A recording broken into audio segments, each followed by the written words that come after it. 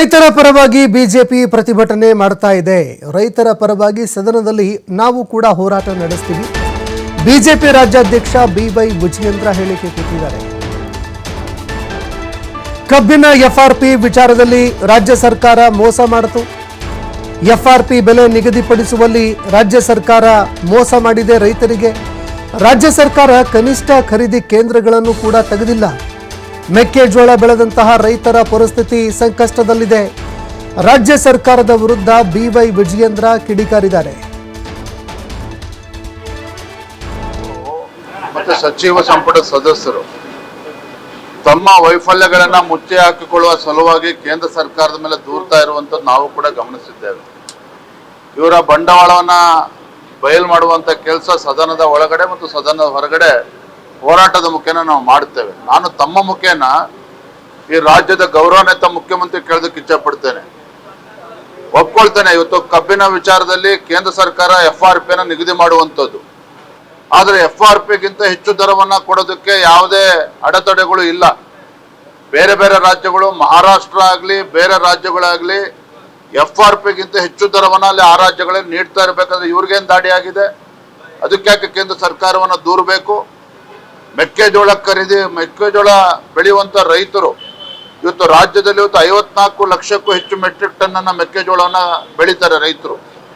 ಕನಿಷ್ಠ ಪಕ್ಷ ಒಂದು ರಾಜ್ಯ ಸರ್ಕಾರ ಒಂದು ಖರೀದಿ ಕೇಂದ್ರವೂ ಕೂಡ ತೆರೆಯೋದಿಲ್ಲ ಸೂಕ್ತ ಸಮಯಕ್ಕೆ ಅಂತ ಹೇಳಿದ್ರೆ ಅಕ್ಷಮ್ಯ ಅಪರಾಧ. 2400 ರೂಪಾಯಿ ದರವನ್ನ ಫಿಕ್ಸ್ ಮಾಡಿದ್ರು ಸಹ ಇವತ್ತು ಕೋಲ್ಡ್ ಸ್ಟೋರೇಜ್ ಫೆಸಿಲಿಟಿ ಇಲ್ಲ, ವೇರ್ ಹೌಸ್ ಫೆಸಿಲಿಟಿ ಇಲ್ಲ. ಸಂಕಷ್ಟದಲ್ಲಿರುವಂತ ರೈತರು ಬೆಳೆ ಹಾಳಾಗ್ತದೆ ಅಂತೇಳಿ ಇವತ್ತು ಮಧ್ಯವರ್ತಿಗಳಿಗೆ 1500, 1600, 1700 ಒಂದು ಟನ್ನಿಗೆ ಇವತ್ತು ಮೆಕ್ಕೆಜೋಳ ಮಾರಿರುವಂತದ್ದು. ಎಷ್ಟು ನುಕ್ಸಾನ ಆಯ್ತು ರೈತರಿಗೆ? ಹಾಗಾದ್ರೆ ಇದ್ರ ಬಗ್ಗೆ ಕೇಂದ್ರ ಸರ್ಕಾರ ಏನ್ ಮಾಡಕ್ಕಾಗುತ್ತೆ? ರಾಜ್ಯ ಸರ್ಕಾರ ತನ್ನ ಕರ್ತವ್ಯವನ್ನ ಮರೆತು ಕೇಂದ್ರ ಸರ್ಕಾರವನ್ನು ದೂರ್ತಕ್ಕಂಥದ್ದು ಸರಿಯಲ್ಲ. ಸಿದ್ದರಾಮಯ್ಯನವರು ಮತ್ತೆ ಕಾಂಗ್ರೆಸ್ ಪಕ್ಷದ ಇನ್ನು ಕುರ್ಚಿ ಕದನ ನಡೀತಾ ಇರುವ ನಡುವೆ ಸಿಎಂ ಡಿಸಿಎಂ ದೆಹಲಿ ಪ್ರವಾಸ ಕೈಗೊಳ್ಳುತ್ತಾ ಇದ್ದಾರೆ. ಡಿಸೆಂಬರ್ 14ಕ್ಕೆ ಸಿಎಂ ಡಿಸಿಎಂ ದೆಹಲಿ ಪ್ರವಾಸ ಕೈಗೊಳ್ಳುತ್ತಾ ಇದ್ದಾರೆ. ಒಂದೆಡೆ ಅಧಿವೇಶನ ನಡೀತಾ ಇದೆ, ಮತ್ತೊಂದೆಡೆ ಕುರ್ಚಿ ಕದನದ ವಿಚಾರ ಮತ್ತೆ ಪ್ರಸ್ತಾಪವಾಗ್ತಾ ಇದೆ. ಈ ನಡುವೆ ಸಿಎಂ ಡಿಸಿಎಂ ಡಿಸೆಂಬರ್ 14ಕ್ಕೆ ದೆಹಲಿ ಪ್ರವಾಸ ಕೈಗೊಳ್ಳುತ್ತಾ ಇದ್ದಾರೆ. ಅಧಿವೇಶನದ ನಡುವೆ ದೆಹಲಿಗೆ ಭೇಟಿ ಕೊಡ್ತಾ ಇದ್ದಾರೆ. ವೋಟ್ ಚೋರಿ ಅಭಿಯಾನದಲ್ಲಿ ಭಾಗಿಯಾಗೋದಕ್ಕೆ ಇಬ್ಬರು ನಾಯಕರು ಪ್ರಯಾಣ ಬೆಳೆಸ್ತಾ ಇದ್ದಾರೆ. ಇದೇ ವೇಳೆ ರಾಹುಲ್ ಗಾಂಧಿ ಅವರನ್ನ ಸಿಎಂ ಹಾಗೂ ಡಿಸಿಎಂ ಇಬ್ಬರು ಭೇಟಿಯಾಗಿ ಮಾತುಕತೆ ನಡೆಸಲಿದ್ದಾರೆ. ಹೀಗಾಗಿ ಈ ಒಂದು ಸಿಎಂ ಕುರ್ಚಿ ವಿಚಾರಕ್ಕೆ ಸಂಬಂಧಪಟ್ಟಂತೆ ತೀವ್ರವಾಗಿ ಚರ್ಚೆ ಆಗ್ತಾ ಇದೆ. ಈ ನಡುವೆ ಇಬ್ಬರು ನಾಯಕರು ಬ್ರೇಕ್ಫಾಸ್ಟ್ ಮೀಟಿಂಗ್ ಕೂಡ ಮಾಡಿದ್ರು. ಸಿಎಂ ಡಿಸಿಎಂ ನಿವಾಸಕ್ಕೆ ಬ್ರೇಕ್ಫಾಸ್ಟ್ಗೆ ಹೋದ್ರು. ಡಿಸಿಎಂ ಸಿಎಂ ನಿವಾಸಕ್ಕೂ ಕೂಡ ಬ್ರೇಕ್ಫಾಸ್ಟ್ಗೆ ಹೋದ್ರು. ಇಬ್ರು ಮಾತಾಡಿಕೊಂಡು ಎಲ್ಲ ಇಲ್ಲಿಗೆ ಫುಲ್ ಸ್ಟಾಪ್ ಬಿತ್ತು ಅಂತ ಅಂದ್ಕೊಳ್ತಾ ಇರುವಾಗಲೇ ಮತ್ತೆ ಈಗ ಸಿಎಂ ಕುರ್ಚಿ ವಿವಾದ ಚರ್ಚೆ ಆಗ್ತಾ ಇದೆ.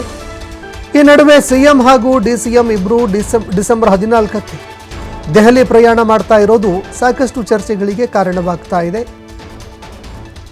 ಇನ್ನು ವೋಟ್ ಚೋರಿ ಅಭಿಯಾನ ನಡೀತಾ ಇದೆ. ವೋಟ್ ಚೋರಿ ವಿರುದ್ಧ ಪ್ರತಿಭಟನೆ ಹಮ್ಮಿಕೊಳ್ಳಲಾಗ್ತಾ ಇದೆ. ಹೀಗಾಗಿ ಇದಕ್ಕೆ ಸಂಬಂಧಪಟ್ಟಂತೆ ದೆಹಲಿಗೆ ಭೇಟಿ ಕೊಡ್ತಾ ಇದ್ದಾರೆ.